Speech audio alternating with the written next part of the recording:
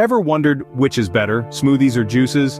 Today we are going to solve this mystery. Let's start with the basics. Both smoothies and juices are power-packed beverages, but their creation process differs. Smoothies are essentially whole fruits or vegetables blended to a creamy consistency. They bring along all the fiber, pulp, seeds, and skins, every bit of goodness nature has to offer. On the other hand, juices involve extracting the liquid from fruits or vegetables, leaving behind the pulp, which is where much of the fiber resides. And fiber, my friends, is a crucial player in our health game. It aids digestion, lowers cholesterol levels, and helps control blood sugar. So in terms of fiber content, smoothies are ahead as they utilize the entire fruit compared to juices. So in the battle of fiber, smoothies clearly take the lead, but what about satiety? Let's find out. Now let's talk about satiety. Which of these two will leave you feeling more satisfied?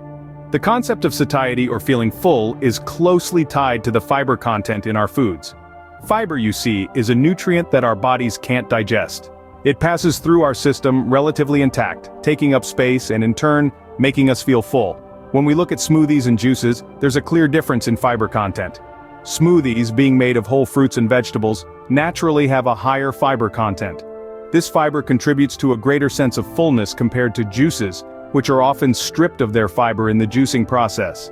This difference in fiber content can have a significant impact on how satisfied you feel after consuming these beverages. It could even influence your eating habits, helping you better control your hunger. So, looking at both fiber content and satiety, smoothies seem to have an edge. But remember, the best choice will always depend on your personal needs and preferences.